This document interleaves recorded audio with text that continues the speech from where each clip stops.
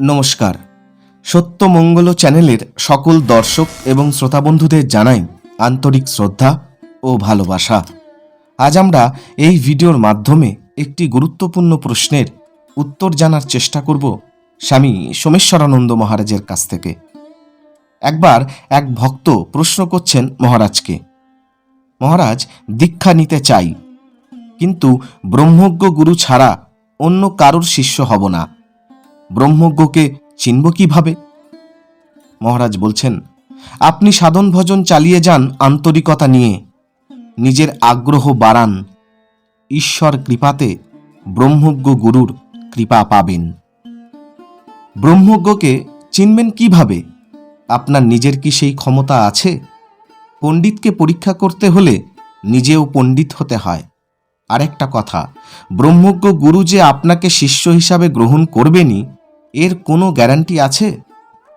কলেজে ভর্তি হতে গেলে মাধ্যমিক বা উচ্চ মাধ্যমিক পরীক্ষার ফল দেখাতে হয়। তাৎপর্য এই, ব্রহ্মজ্ঞ গুরুর শিষ্য হবার যোগ্যতা অর্জন করতে হয়। আপনি আপাতত বরং বিভিন্ন ধর্মগুরুর সাথে দেখা করুন, কথা বলুন, দেখুন কাকে আপনার বেশি ভালো লাগে। দীক্ষা না নিয়েও সাধন পথ শেখাবেন তারা। ওই পথে সাধনা করুন আন্তরিকভাবে। ব্রহ্মজ্ঞ গুরুর কাছে আপনি কিভাবে যাবেন? প্রয়োজন হলে তিনিই কৃপা করে আসবেন দীক্ষা দিতে, পথ দেখাতে। শেষ পর্যন্ত সাধনায় অগ্রগতি নির্ভর করে শিষ্যের ওপর, তিনি কতটা আন্তরিকতা নিয়ে সাধনা করছেন।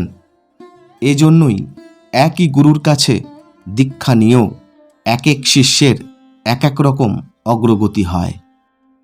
কি অপূর্ব কথা বললেন স্বামী সোমেশ্বরানন্দ মহারাজ। আজকের ভিডিও এইটুকুই। আশা করছি আজকের ভিডিও আপনাদের খুব ভালো লেগেছে। আর সত্যিই যদি ভালো লেগে থাকে তাহলে প্রতিদিনের মতো ভিডিওটিতে একটি লাইক, শেয়ার, কমেন্ট ও চ্যানেলে যারা নতুন এসেছেন তারা চ্যানেলটিকে সাবস্ক্রাইব করে সত্যমঙ্গল চ্যানেলের পাশে থাকবেন। ধন্যবাদ।